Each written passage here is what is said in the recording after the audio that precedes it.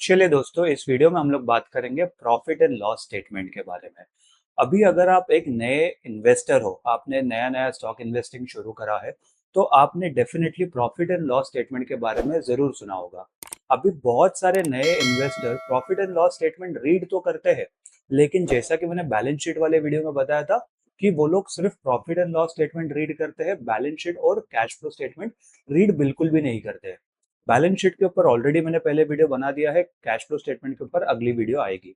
अभी profit and loss statement में पंगा क्या आ जाता है कि इसके अंदर बहुत सारे कंपोनेंट्स होते हैं बैलेंस शीट और कैश फ्लो स्टेटमेंट जैसे, लेकिन अगेन नए इन्वेस्टर्स को वो समझ में नहीं आता है।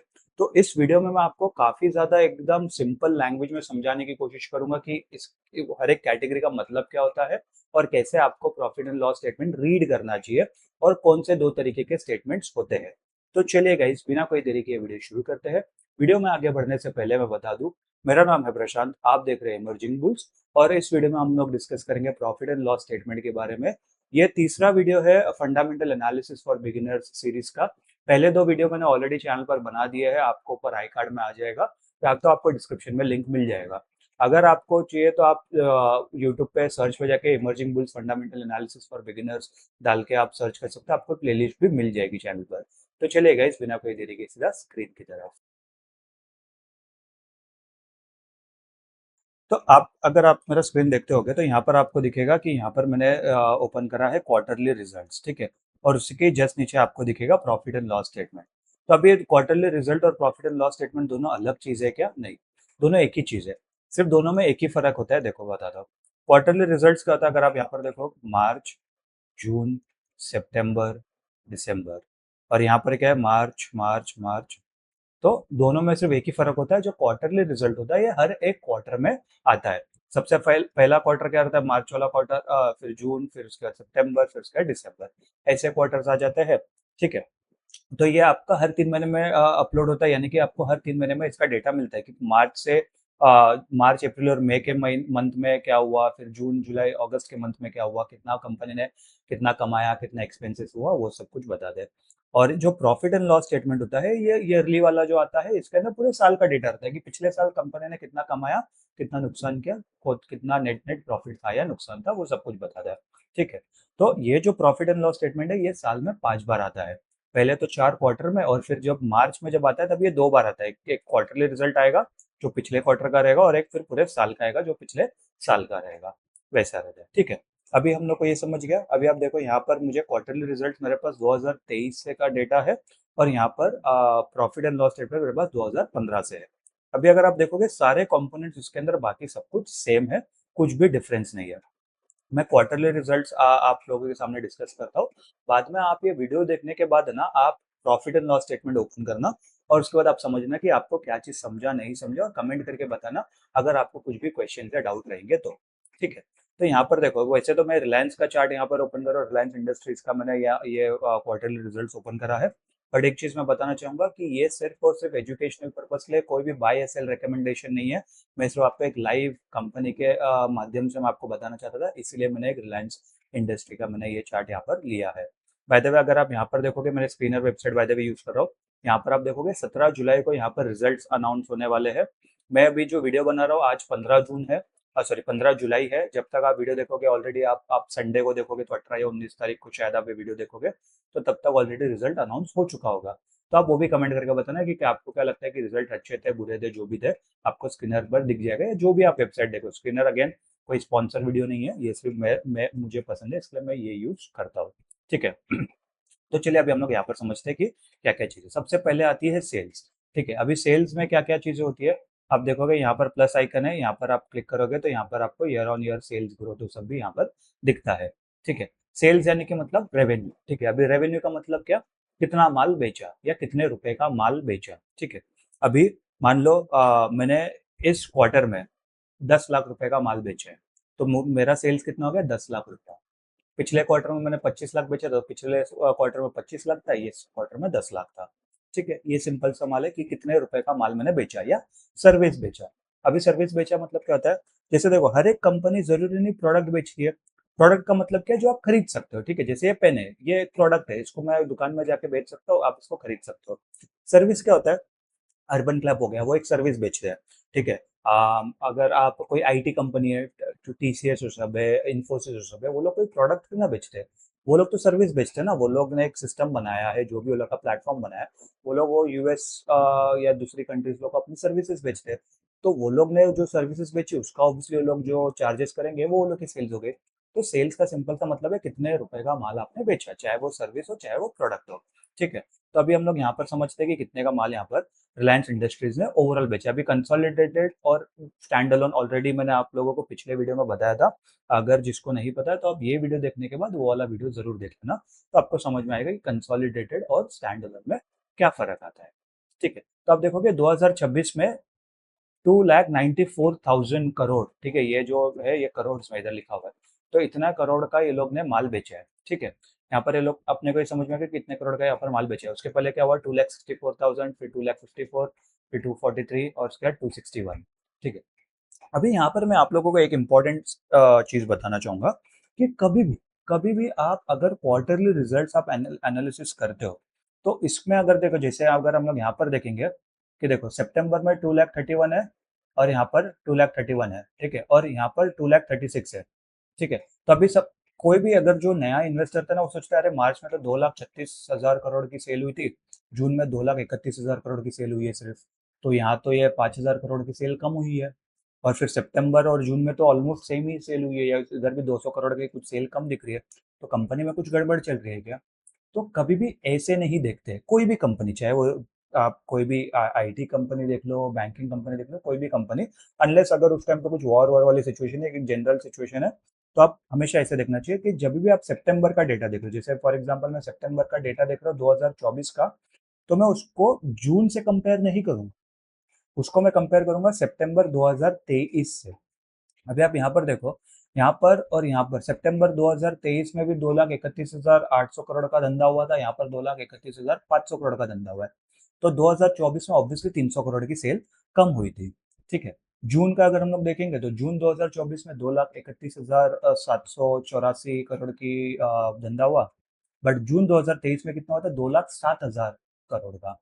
तो ये डेफिनेटली यहाँ से यहाँ में तो ग्रोथ हुई है, 24,000 करोड़ की ग्रोथ हुई है, लेकिन ग्रोथ हुई है। सिमिलरली अगर आप मार्च का देखोगे तो 2,12,000 करोड़, यहाँ पर 2,36,000 करोड़, फिर से 24-25 हज़ार करोड़ की ग्रोथ हुई है। तो अभी तक हम लोग देखते हैं कि अगर सिर्फ मार्च जून और सितंबर का क्वार्टर देखूं, तो सिर्फ सितंबर का क्वार्टर एक ऐसा था जिसके अंदर 200-300 करोड़ की सेल कम हुई, लेकिन उसको भी हम लोग ब्रेक इवन ही मानेंगे या नेट नेट सेम ही मानेंगे, क्योंकि 200-300 करोड़ जहां पर हम लोग 2,30,000 करोड़ की बात कर रहे हैं, तो वहां पर 200-300 करोड़ इतने ज्यादा डिफरेंस नहीं लाता है। ठीक है। बहुत माइनर परसेंटेज के हिसाब से बहुत माइनर डिफरेंस आएगा वो।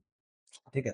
तो नेट नेट कंपनी यहाँ पर ग्रो कर रही है, आपको वैसे समझना चाहिए, या उस हिसाब से देखना चाहिए कि कंपनी ने पिछले क्वार्टर, इसी साल के पिछले क्वार्टर में और कैसा परफॉर्म करा है, कि भाई सितंबर पिछले साल और सितंबर इस साल में कितना परफॉर्म करा है, ग्रोथ हुआ है नहीं हुआ है। क्योंकि क्या होता है, कोई काफी ज्यादा बिजनेस है ना, साइक्लिकल बिजनेस होते हैं, कि जैसे फॉर एग्जाम्पल ठंडियों के टाइम पे अगर आप जैसे एसी वेसी खरीद रहे हो, ठीक है, तो ठंडी के टाइम पे एसी की सेल इतनी ज्यादा नहीं होगी, गर्मियों के टाइम पे ज्यादा होगी। तो डेफिनेटली अगर आप गर्मी का सीजन आप कंपेयर करोगे किसी भी एसी वाले कंपनी का, तो गर्मी में मान लो वो लोग ने 5 लाख एसीज बेचे, बट ठंडी के टाइम पे वो लोग 1 लाख एसी बेचेंगे। क्यों? क्योंकि ठंडी के टाइम पे कोई एसी खरीदता नहीं है। तो वो आपका कंपैरिजन ही गलत है, क्योंकि आप गर्मी को ठंडी से कंपेयर करो। आपको ये देखना है कि इस ठंडी के मौसम में, अक्टूबर से नवंबर में, अक्टूबर से दिसंबर में कितने एसीज बेचे, वर्सेस अक्टूबर से दिसंबर पिछले साल कितने एसीज बेचे, क्या वो कम है या ज्यादा है। ठीक है। वो आपको देखना चाहिए, तो उससे आपको समझ में आएगा कि ट्रेंड कैसे आप एनालिसिस करते हो। यही चीज आप प्रॉफिट एंड लॉस में भी कर सकते हो, ये चीज आप बैलेंस शीट में और साथ ही साथ कैश फ्लो स्टेटमेंट में भी कर सकते हो। ठीक है। आई नो इसमें मैंने थोड़ा ज्यादा टाइम स्पेंड करा, लेकिन ये चीज काफी ज्यादा एक इंपॉर्टेंट चीज होती है समझने के लिए। तो सेल्स में आपको मोटा मोटी समझ आएगा कितना रेवेन्यू हुआ, कितना धंधा हुआ है। फिर आता है एक्सपेंसेस। अभी एक्सपेंसेस क्या होता है, देखो इसके बाजू में प्लस आइकन है, इसके ऊपर आप क्लिक करोगे, इस पर आपको समझ में आ जाएगा। तो यहाँ पर आपको क्या क्या लिखा है, material cost, employ cost. Material cost यानी कि जो भी आप माल बेच रहे हो, जैसे मैं पेन बेच रहा हूँ, तो ये पेन बनाने के, मतलब बेच नहीं रहा हूँ बट बता रहा हूँ, जैसे मान लो मैंने पेन बनाया, तो इसके ऊपर मुझे जो जो कंपोनेंट लगी है, प्लास्टिक का बॉडी है, इधर बटन लगाना है, इधर मुझे कोई चिप लगानी है, निब लगाना है, तो ये जो भी मैं सप्लायर से लूंगा, तो ऑब्वियसली वो मुझे फ्री में तो देगा नहीं, उसके मुझे कुछ पैसे देने पड़ेंगे।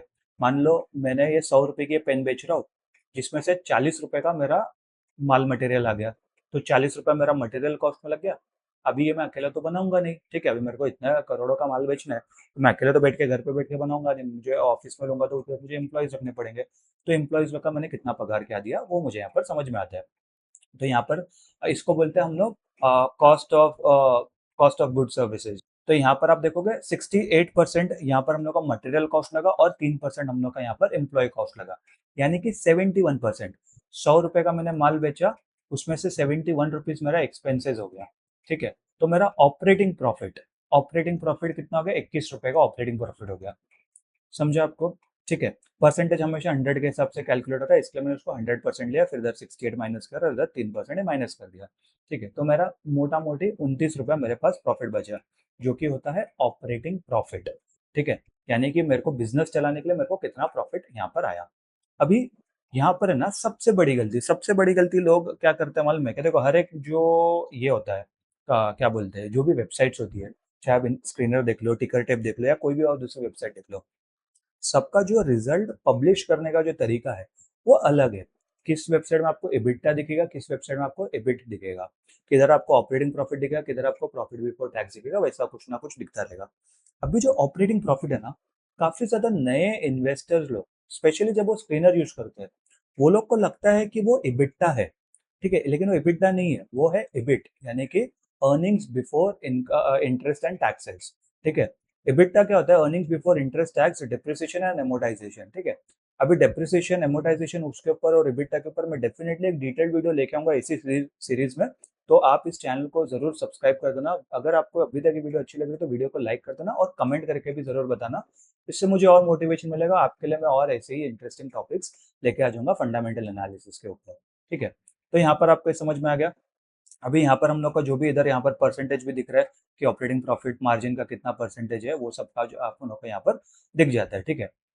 अभी हम लोग यहाँ पर अदर इनकम में देखते हैं, ठीक है। अदर इनकम में क्या क्या आता है? अदर इनकम में एक्सेप्शनल आइटम्स, कुछ भी हम लोग ने अगर किधर कुछ एक्सेप्शनल आइटम बेचे, देखो यहाँ पर जैसे इतना पूरे साल में जीरो एक्सेप्शनल आइटम है, यानी कि कुछ जो मेरा कोर बिजनेस से रिलेटेड नहीं है। यहाँ पर मेरे पास कुछ एक्सेप्शनल आइटम रहेगा, शायद मैंने कुछ जमीन वमीन बेच दिया रहेगा, या फिर मैंने कुछ अपने स्टॉक्स बेच दिए रहेंगे, वो हो सकते हैं।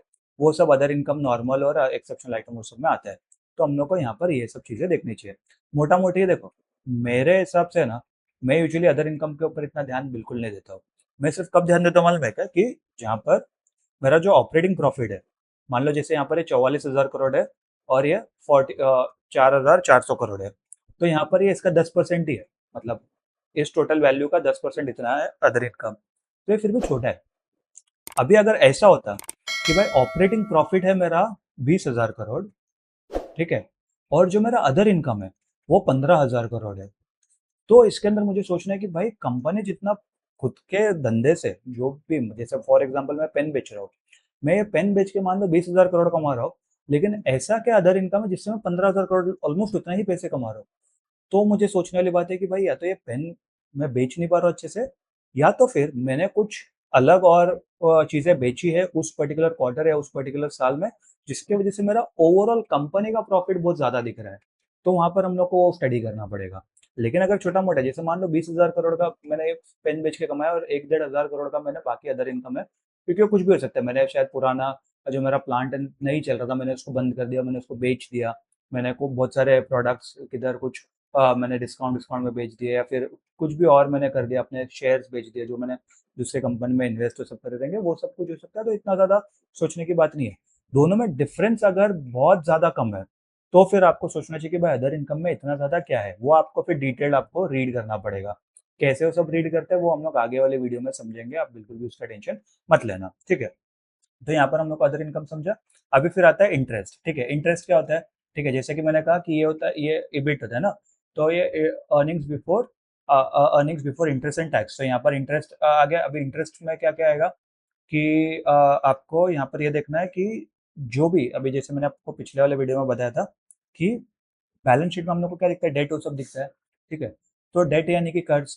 अभी मैं बैंक से कर्ज ले रहा हूँ, ठीक है, या किसी से भी कर्ज ले रहा हूँ, चाहे वो मैंने बॉन्ड इश्यूज करे या मैंने बैंक से कर्ज लिया है। बाय द वे, अगर आपको बॉन्ड्स के ऊपर वीडियो चाहिए तो कमेंट करके बता देना, मैं उसके ऊपर एक डिटेल वीडियो लेके आ जाऊंगा।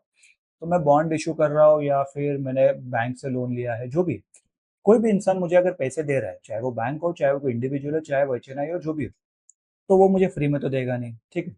वो मुझसे बोलेगा कि भाई देख, तू मुझे 10%, 15%, 5%, 1% कुछ तो परसेंट दे, मुझे उसके ऊपर इंटरेस्ट तो चाहिए मोटा मोटी, ठीक है। तो मैं बोलूंगा ठीक है भाई, मैंने तुझसे 10,000 करोड़ लिया, उसके ऊपर मैं तुझे 10% यानी कि 1,000 करोड़ में तुझे इंटरेस्ट दे दूंगा, ठीक है, ओवरऑल पूरे टेन्योर में। तो अभी मैं कितना इंटरेस्ट भर रहा हूँ, जो भी मेरा लोन है, वो मुझे दिखेगा इंटरेस्ट वाले कॉलम में, ठीक है। तो यहाँ पर अगर आप टोटल देखोगे, टोटल इंटरेस्ट जो रिलायंस इंडस्ट्रीज ने भरा मार्च वाले क्वार्टर में, ये मार्च का महीना नहीं है, मार्च वाला क्वार्टर का महीना है, तो 6,585 करोड़ है। तो आप इसको डिवाइड बाय 3 करोगे, क्योंकि एक महीने में 3 क्वार्टर होता है, तो आप देखोगे 2,200 करोड़ के आसपास का ये लोग का मंथली एक्सपेंसेस जा रहा है इंटरेस्ट में, ठीक है। तो ये आपका इंटरेस्ट बताता है कि आप कंपनी, आपकी कंपनी जो है कितना ज्यादा इंटरेस्ट पे कर रही है। अगेन आपको ये समझना चाहिए कि मोटा मोटी इंटरेस्ट बहुत ज़्यादा है या बहुत ज़्यादा कम है। जैसे आप देखोगे यहाँ पर कॉन्स्टेंटली कंपनी का जो इंटरेस्ट है वो 5,500-6,000 करोड़ के आसपास ही है। यहाँ पर एक बार 7,000 करोड़ हो गया, लेकिन उसके बाद लोग ने धीरे धीरे उसको कम करते आ रहे हैं, ठीक है। तो मोटा मोटी इतना ज़्यादा फर्क नहीं। अभी आप जो कंपनी को एनालाइज कर रहे हो, उसके अंदर कुछ ऐसा हो गया कि भाई यहाँ पर 5,000 करोड़ था और दिसंबर में, और मार्च या जून आते आते यहाँ पर सीधा वो 15,000 करोड़ हो गया। तो आपको देखना पड़ेगा कि भाई 2 क्वार्टर के अंदर, 6 महीने के अंदर 10,000 करोड़ का इंटरेस्ट कैसे बढ़ गया, कि मतलब कंपनी ने ज्यादा डेट लिया होगा। तो आपको बैलेंस शीट में दिखेगा, करेक्ट, आपको वो कैश फ्लो स्टेटमेंट में भी दिख जाएगा वो। तो आपको वो समझना पड़ेगा। या फिर इधर 15,000 था और यहाँ पर सीधा आते आते सीधा वो 2,000 करोड़ हो गया, मतलब 13,000 करोड़ का लोग ने इंटरेस्ट पे ऑफ करा, जो कि अच्छी बात है, क्योंकि क्योंकि उससे अपना जो नेट प्रॉफिट है, प्रॉफिट आफ्टर टैक्स है, वो ऑब्वियसली ज्यादा इंप्रूव होगा। लेकिन आपको ये देखना चाहिए कि वो लोग ने कैसे पे करा।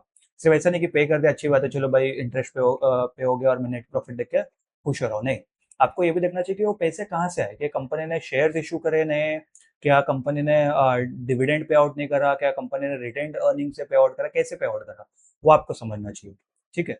तो यहाँ हम लोग को ये चीजें देखनी चाहिए कि भाई कुछ कोई भी नंबर, चाहे वो सेल्स हो, एक्सपेंसेस हो, प्रॉफिट हो, ईपीएस हो, कोई भी नंबर जो भी आपको यहाँ पर दिख रहा है बैलेंस शीट में, कैश फ्लो स्टेटमेंट में हम लोग जब देखेंगे, एकदम ज्यादा ड्रास्टिक चेंज है ना, तो उसके पीछे का आपको रीजन पता होना चाहिए, ठीक है। वो जब तक आपको रीजन नहीं पता है ना, तो आपने मतलब ढंग से कंपनी को एनालाइज नहीं करा है, ठीक है। और अभी अच्छी बात यह आ जाती है कि अभी तो एआई सबके पास है, सबको एक्सेसिबल है एआई का।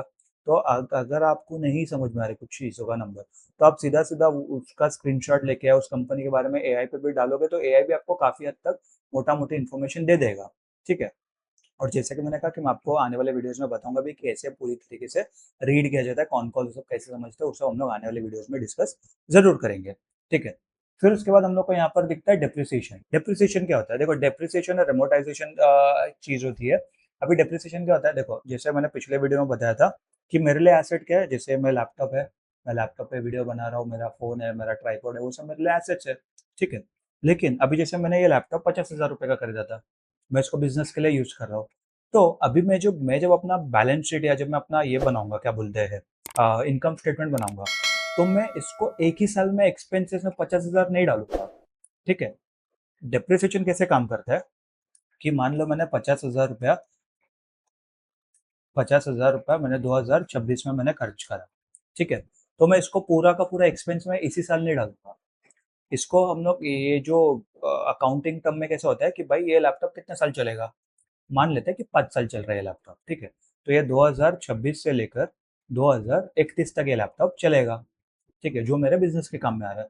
मैंने 50,000 रुपये खर्च करा इसके ऊपर, ठीक है। तो अब मैं क्या करूंगा, इसको हर साल है ना, मैं इसका 10,000 रुपये इसका डेप्रिसिएशन करूंगा, यानी कि जो लैपटॉप की जो वैल्यू है, वो हर साल 10,000 रुपये गिर रही है, कम हो रही है। तो 10,000 रुपये मैंने 2026 में मैंने बताया एक्सपेंसेस में, फिर 2027 में वापस 10,000 बताया, ऐसे करते करते मैं 10,000 करते करते 5 साल के लिए 50,000 वैसा मैं एक्सपेंसेस बताऊंगा, तो उसको हम लोग बोलते हैं डेप्रिसिएशन। अभी यहाँ पर हम लोग को आगे दिखता है प्रॉफिट बिफोर टैक्स, ठीक है। प्रॉफिट बिफोर टैक्स को हम लोग ईबीटी भी कहते हैं, यानी कि अर्निंग्स बिफोर टैक्स। प्रॉफिट का मतलब क्या होता है, अर्निंग्स, ठीक है। तो अर्निंग्स बिफोर टैक्स यानी कि टैक्स देने से पहले। अभी ऑब्वियसली गवर्नमेंट ये तो नहीं बोलेगी कि भाई तुम टैक्स नहीं दोगे तुम बिजनेस करोगे, ठीक है। तो यहाँ पर रिलायंस इंडस्ट्री ने कमाया 27,195 करोड़, तो उसमें से ये लोग 24% टैक्स देंगे। अभी देखो मोटा मोटी ये लोग का टैक्स इतना ही रहा है, बीच में 17% था, कुछ और रहा होगा उस टाइम पर, 11% ये 2023 में था। अगेन वो आपको डिटेल्ड समझ में आएगा, अगर आप गूगल भी करोगे तो भी आपको समझ में आएगा कि भाई क्यों ये 11% और 17% था इस चीज़ों पे, या फिर आप एआई पे भी जाओगे तो भी आपको समझ में आ जाएगा। बट मोटा मोटी हम लोग को ये समझना चाहिए कि इधर ये नंबर क्या बता रहा है। ये बता रहा है कि मेरी अर्निंग्स में से जो मेरी 27,195 अर्निंग जो हुई, उसमें से कितना परसेंट मैंने टैक्स दिया, 24% टैक्स दिया।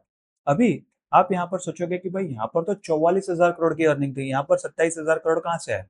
ठीक है, तो आप देखोगे कि यहाँ पर ये मेरे 6,000 करोड़ कट गए, यहाँ पर ये मेरे 14,000 करोड़ कट गए। क्यों कट रहे, देखो ये तो मैंने बैंक को दिया ना इंटरेस्ट, मेरे जेब में आया क्या, मेरे गले में लास्ट में मेरे पास वो पैसा बचा क्या, नहीं। मैंने माल बेचा, उसके बाद मैंने एक्सपेंसेस निकाले। ठीक है, cost of goods sold, CO COGS जो मैंने आपको पहले स्टार्टिंग में बताया उसको बोलते हैं cost of goods sold, expenses. ठीक है, कॉग्स निकाला मैंने। देखो 100 रुपए का मैंने माल बेचा, ठीक है, मैं आपको एग्जाम्पल से बताता हूँ। 100 रुपए का मैंने माल बेचा, उसमें से यहाँ पर मैंने 70 रुपये मेरा कॉस्ट ऑफ गुड सोल्ड हो गया, तो मेरे पास 30 रुपये बचा। अब ये 30 रुपये में से क्या क्या जाएगा, इंटरेस्ट जाएगा, मैंने बैंक से पैसे लिए थे, मान लो मेरा 5 रुपये इंटरेस्ट गया, तो मेरे पास 25 रुपये बचा। ठीक है, फिर उसके बाद मैंने जो भी प्लांट मशीनरी लगाई थी, तो मैं बोल रहा हूँ कि भाई वो मेरी 25 रुपये की मान लो मशीन थी, मैंने उसके 5 रुपये निकाल लिए, तो मेरे पास टोटल 20 रुपया बचा। तो ये जो 20 रुपया है, ये मेरा अर्निंग्स बिफोर टैक्स है।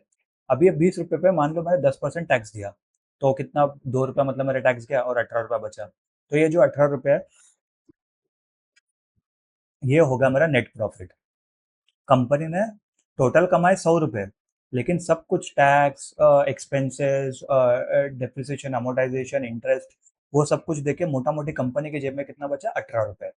ऐसे होता है। ठीक है, तो यहाँ पर आप देखोगे अगर आप ये सब चीज़ों को निकाल दोगे, तो यहाँ पर आपको 27,195 करोड़ आपको दिखेंगे, जिसमें से 24% टैक्स दे दिया, तो मोटा मोटी कंपनी के पास इतने पैसे बच गए, 20,589 करोड़। ठीक है, इतने पैसे कंपनी ने कमाए, ये कंपनी का नेट प्रॉफिट है। समझे आपको। 44,000 करोड़ जो है ये ऑपरेटिंग प्रॉफिट है, यानी कि सिर्फ मटेरियल कॉस्ट और एम्प्लॉय कॉस्ट हटा देंगे तो जो मोटा मोटी जो वो है उसको ऑपरेटिंग प्रॉफिट बोलते हैं। अभी देखो दो चीजें होती है, जो सेल्स होता है, जो रेवेन्यू होता है, यानी कि कितने रुपए का माल बेचा या सर्विस बेचा, इसको हम लोग कहते हैं टॉप लाइन। ठीक है, जो नेट प्रॉफिट होता है इसको हम लोग कहते हैं बॉटम लाइन। ठीक है, काफी ज्यादा लोग है ना, अगर आप न्यूज में आर्टिकल पढ़ते हो या किसी भी ट्विटर पे अगर आपने दिख लिया या कोई भी इंस्टाग्राम पे दिख लिया, कोई भी आप वेबसाइट पे अगर आप आर्टिकल देखते हो तो उधर लिखा रहता है कि XYZ कंपनी का टॉप लाइन ये है, बॉटम लाइन ये है। तो बहुत सारे लोगों को वो भी कंफ्यूजन होता है, स्पेशली अगर आप नए इन्वेस्टर हो तो, कि टॉप लाइन का मतलब क्या होता है, बॉटम लाइन का। टॉप लाइन का मतलब कितने का माल बेचा, बॉटम लाइन मतलब आपके जेब में कितने पैसे आए। Simple as that. ठीक है, ये होता है टॉप लाइन और बॉटम लाइन। अभी यहाँ पर आपको एक और एक चीज दिखती है, ईपीएस।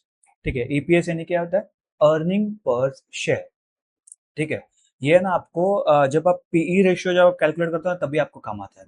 ठीक है, मतलब और अच्छे से समझने के लिए उसका मैं जब पीई रेशियो का वीडियो बनाऊंगा ना, तो मैं उसके ऊपर डिटेल में आपको बताऊंगा उसका फॉर्मूला सब कैसे होता है। बाय द वे मैंने पीई रेशियो पीबी रेशियो के ऊपर ऑलरेडी 1-2 साल पहले मैंने वीडियो बनाया था, आप वो वीडियो भी जाके देख सकते हो। इमर्जिंग बुल्स पीई रेशियो डालोगे तो आपको आ जाएगा।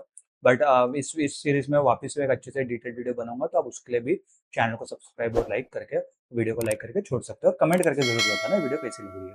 ठीक है, तो अर्निंग्स पर शेयर क्या होता है, मान लो जैसे मेरी कंपनी के 10,000 शेयर्स है मार्केट में। ठीक है, यानी कि अभी स्टॉक मार्केट में मेरे टोटल 10,000 शेयर्स है, और अभी जो मेरी टोटल अर्निंग हुई है, ठीक है, टोटल अर्निंग हुई है वो मेरी हुई है मान लो 5,000 नेट प्रॉफिट। हाँ ठीक है, जो नेट प्रॉफिट है ये मेरी 5,000 हुई है।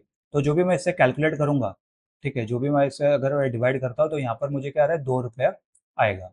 तो 2 रुपये का होता है मतलब मेरे हर एक शेयर के जो आउटस्टैंडिंग शेयर है उसके ऊपर मैं बेसिकली 2 रुपये कमा रहा हूँ। मोटा मोटी ये होता है कि अर्निंग्स पर शेयर, अर्निंग्स का मतलब क्या था, प्रॉफिट पर शेयर।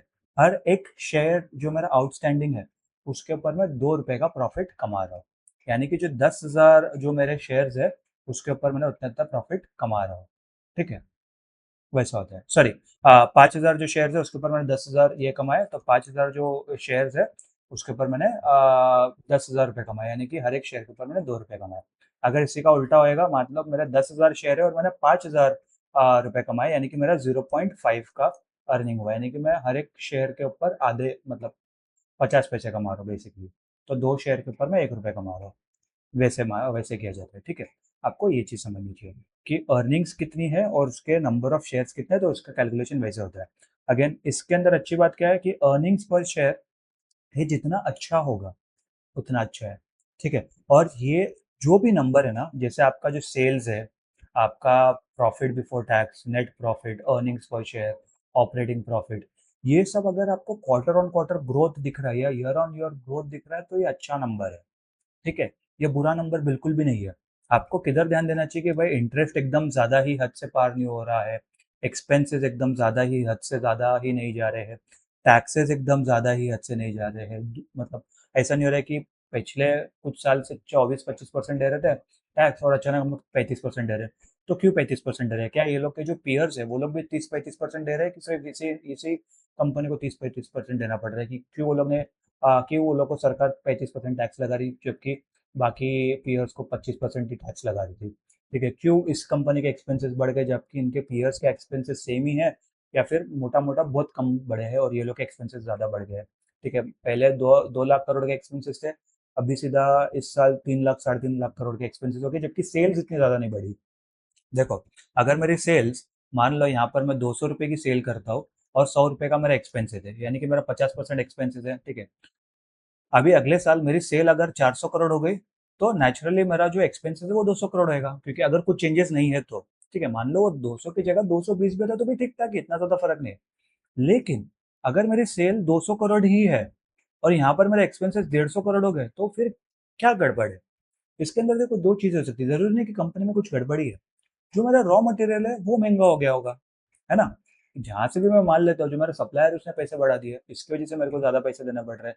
लेकिन पंगा क्या आ जाता है कि उसके वजह से पहले जो मेरे को 200 रुपये पे मैं 100 रुपये एक्सपेंसेस दे रहा था, तो मेरा 100 रुपये का ऑपरेटिंग प्रॉफिट निकल रहा था। अभी यहाँ पर मेरा सिर्फ 50 रुपये का ऑपरेटिंग प्रॉफिट निकल रहा है, क्योंकि 150 रुपये तो मेरा एक्सपेंसेस में चले जा रहा है। तो उसकी वजह से मेरा नेट प्रॉफिट कम हो जाएगा, है ना। तो यहाँ पर कंपनी क्या करती है, अपने प्रोडक्ट का प्राइस बढ़ा देती है। तो मैं क्या करूँगा, 200 रुपये का जो मैं माल बेच रहा था 100 रुपये के इस पे, अभी जब मुझे 150 रुपये एक्सपेंसेस है, तो मैं उसको 200 की जगह टोटल का जो भी उसका कॉस्ट रहेगा मैं उसको 240 या 250 में कर दूंगा, ताकि जो मेरे पे जो बर्डन रहेगा, जो कंपनी को चलाने का, ऑपरेटिंग प्रॉफिट, नेट प्रॉफिट, सब कुछ मैनेज करने का, वो मेरे पे कम हो जाएगा, क्योंकि मेरे को सप्लायर ने पैसे बढ़ाए तो इसके लिए मुझे करना पड़ेगा। और वही सेम चीज अगर आप लोग नोटिस करो कि जैसे अभी सब जगह इंटरनेट पे आप देखोगे, जो भी आप टेक वीडियोस देखते हो कि लैपटॉप के प्राइसेस बढ़ गए, मोबाइल फोन्स के प्राइसेस बढ़ गए, हर एक चीज के प्राइसेस बढ़ रहे, क्यों बढ़ रहे? एआई की वजह से। क्यों? क्योंकि मोबाइल्स में, लैपटॉप्स में क्या होता है, रैम होता है, रैम की जो चिप्स होती है, ठीक है, रैम की चिप्स है। तो अभी इसके वजह से रैम की शॉर्टेजेस हो गई है, स्टोरेजेस की शॉर्टेजेस हो गई है, तो जो भी कंपनी, जैसे एप्पल हो गया, सैमसंग हो गया, जो भी वो कंपनी जिससे भी प्रोडक्ट ले रही है, तो जहाँ पर मान लो वो लोग को 10,000 रुपये का रैम मिलता था, ठीक है, मुझे पता नहीं कितने का मिलता, बट एक एग्जाम्पल है, 10,000 रुपये का मान लो ये लोग को एक साल पहले रैम मिलता था, अभी वही रैम ये लोग को 15,000 रुपये का मिल रहा है, फॉर एग्जाम्पल। तो अभी यहाँ पर एप्पल अगर 70,000 का फोन बेच रहा है तो उसको फिर यहाँ पर 55,000 का प्रॉफिट होगा। मैं सिर्फ कंसिडर करो कि सिर्फ रैम का प्राइस है, बाकी सब मैंने और को कंपोनेंट्स वो नहीं करे, बट मान लो 55,000 का प्रॉफिट होगा, तो एप्पल बोलेगा भाई इसके अंदर मेरा 5,000 का नुकसान हो रहा है। तो इसके लिए फिर एप्पल या कोई भी दूसरे प्रोडक्ट है, वो लोग फिर वो लोग का जो प्राइसिंग है वो 5,000 से बढ़ा देंगे। तो वो नुकसान किसको होगा? कंज्यूमर का नुकसान होगा, ठीक है। तो ऐसे ही जब प्राइजेस बढ़ते हैं, सप्लायर की तरफ से प्राइस बढ़ता है, तो कंपनी अपने प्राइस बढ़ाएगी और फिर उसकी वजह से कंज्यूमर को नुकसान आएगा, जो भी एंड यूजर है उसको नुकसान आएगा, क्योंकि ऑब्वियसली वो उसको ज्यादा पे करना पड़ता है। जरूरी नहीं है हर कंपनी बढ़ाती है, क्योंकि अगर मान लो एक शॉर्ट टर्म प्राइस फ्लक्चुएशन है तो काफी ज्यादा कंपनी नहीं भी बढ़ाएगी प्राइस। लेकिन अगर मालूम है कि भाई यहाँ से अभी प्राइसेस कम नहीं होने वाले एटलीस्ट 2-3 साल तक, तो वो लोग डेफिनेटली प्राइस बढ़ाएंगे, क्योंकि वो लोग अपने ऊपर हिट नहीं लेंगे, क्योंकि नहीं तो फिर वो लोग का बिजनेस इंपैक्ट करेगा, वो लोग को फिर ले ऑफ्स करने पड़ेंगे या फिर किधर कुछ थोड़ा शॉर्टेज करना पड़ेगा, वो सब चीज़ें हो जाती है। तो इसके लिए वो लोग अपना सेल्स, अपना एक्सपेंसेस अगर बढ़ रहा है तो वो लोग अपना जो प्रॉफिट मार्जिन है वो मेंटेन करने के लिए वो लोग का जो एक्चुअल प्राइस है, जो एंड प्राइस है, वो भी वो लोग डेफिनेटली बढ़ाएंगे। तो आई होप गाइज आप लोगों को वीडियो पसंद आया होगा। वीडियो अगर पसंद आया होगा तो वीडियो को लाइक कर देना, चैनल को सब्सक्राइब कर देना, नोटिफिकेशन घंटी जरूर दबा देना। मैं मिलता हूँ आपसे अगले वीडियो में, तब तक के लिए गुड बाय।